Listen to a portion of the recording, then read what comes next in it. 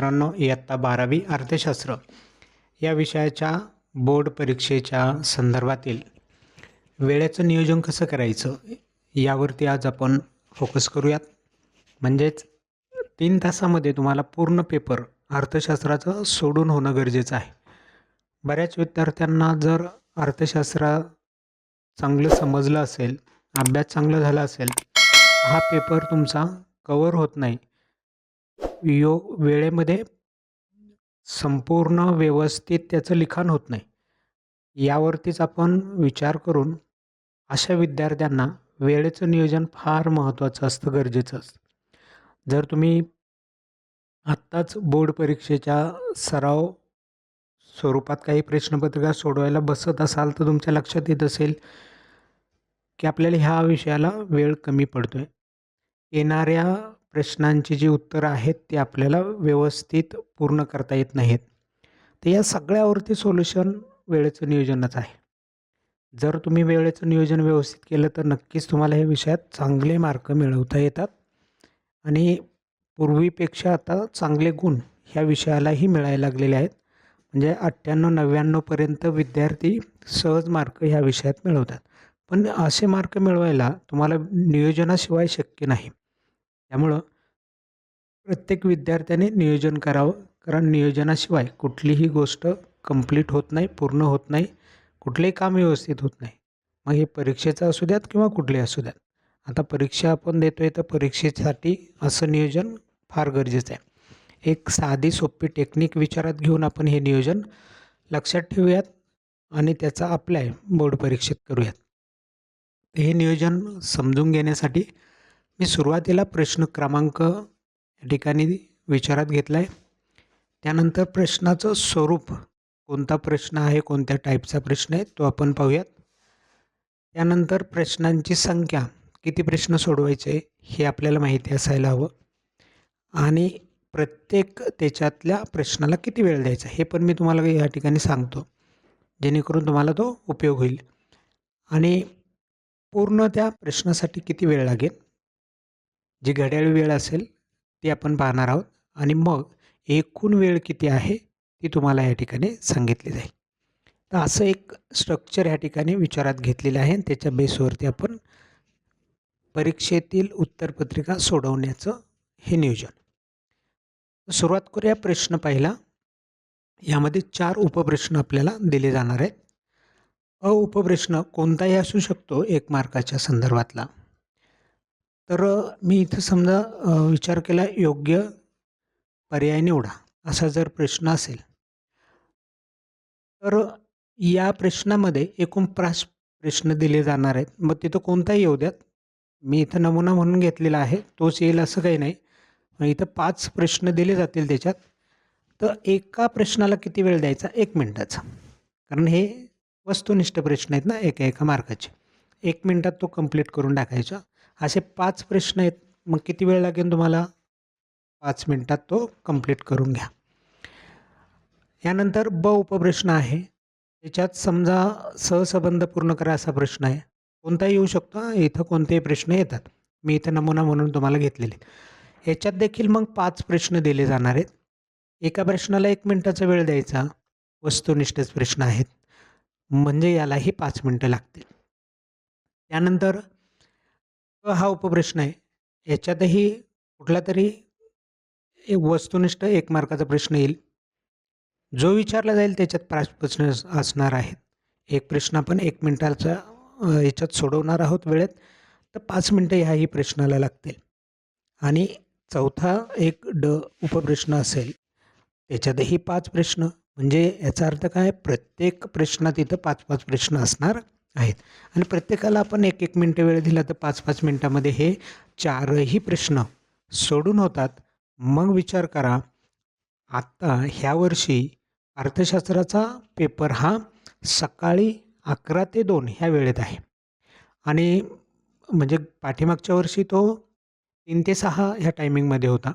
आत्ता तो 11 ते 2 ह्या वेळेत आहे. मग 11 वाजता तुम्ही शार्प हा पेपर सोडवायला सुरू करणार आहेत.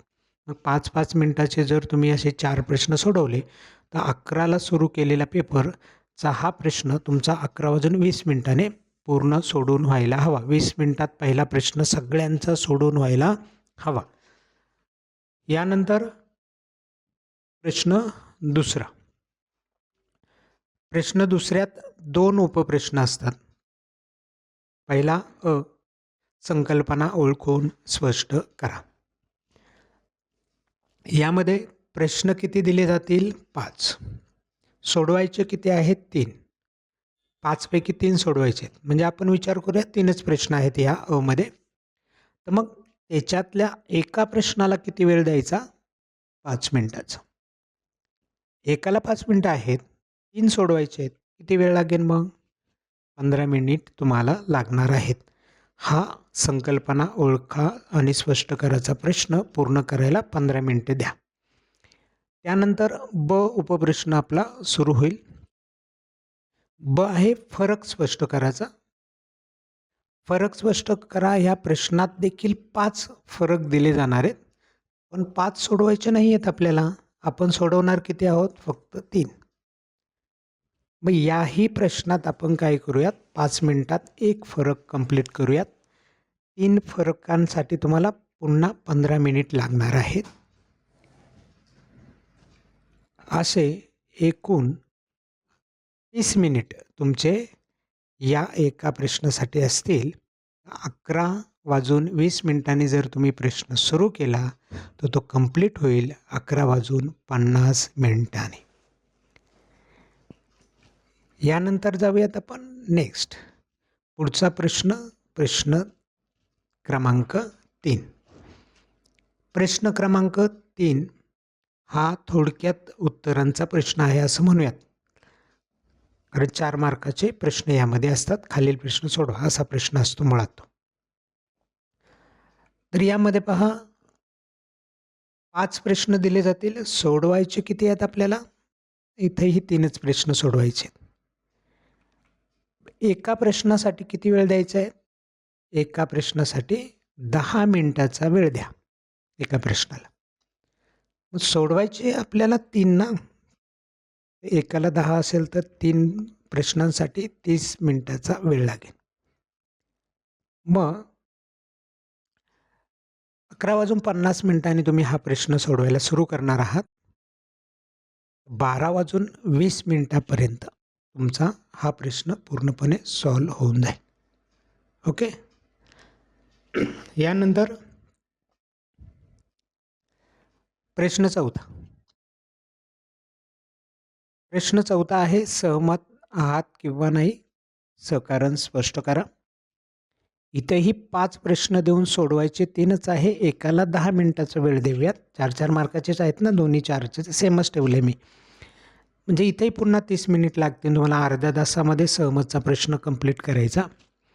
12:20 सुरू केलेला प्रश्न 12:50 तुमचा संपलेला आहे हवा.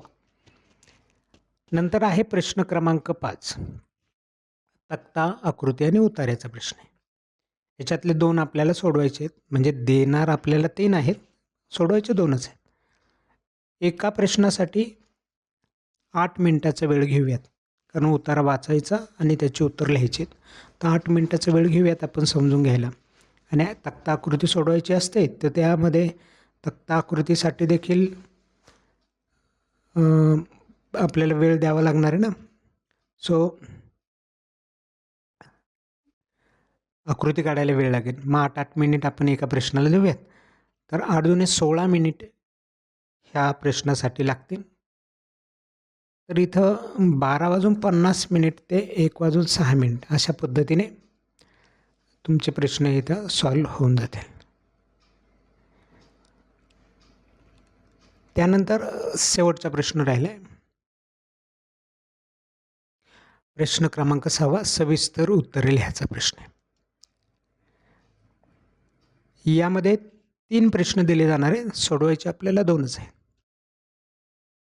एक प्रश्नासाठी किती वेळ द्यायचा आहे? एका प्रश्नासाठी 25 मिनिटाचा वेळ द्या. मग 2 प्रश्न सोडवायचे आहेत ना. 25 ते किती होतील? 50 मिनिटे लागतील. या 50 मिनिटात तुमचा हा प्रश्न पूर्ण होईल. म्हणजे 1:06 सुरू केला तर तो तुमचा संपेल केव्हा? 1:56 1:56 संपला तर आपला पेपर असतो 3 तासाचा. 2 वाजेपर्यंत आपला पेपर संपायला हवा. अजूनही 4 मिनटं आपल्याकडे राहिलेत. एकूण मिनिटांची बेरीज केली तुम्ही तर 176 होईल. आणि 3 तासाच्या पेपरामध्ये जर मिनिट मोजले तर